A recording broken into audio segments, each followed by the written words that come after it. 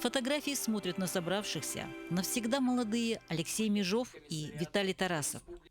В этот день на территории Центральной ремонтной службы Алекминск встретились их коллеги, самые родные и близкие власти района и города. Тяжело говорить «был» о таких молодых и полных сил ребятах.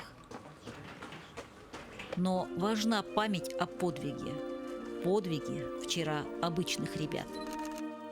Алексей работал как бы у меня в подчинении, был начальником линейного участка. Что могу сказать о человеке? Человек, конечно, был очень хороший, добрый, отзывчивый, хороший семьянин был, очень любил свою супругу, очень сильно любил сына.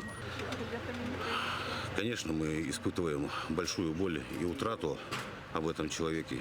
Очень его не хватает. Постоянно о нем вспоминаем. Очень жаль, что таких людей с нами больше нет.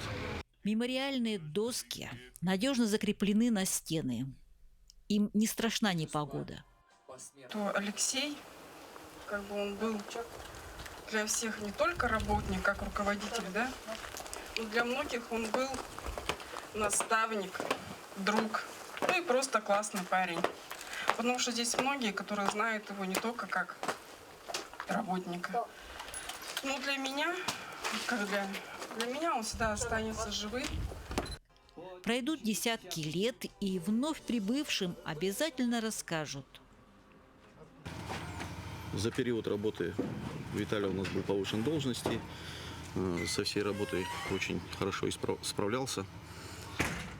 Когда объявили о частичной мобилизации, Виталий вручили повестку, он так с достоинством принял, сказал, я обязательно пойду. Принял очень достойно, как настоящий мужчина.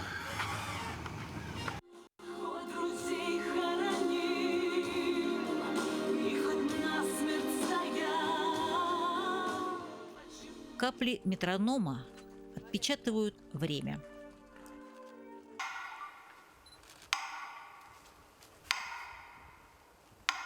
Навсегда в памяти и сердцах. Помним. Елена Фаст, Максим Копылов, Алекминск.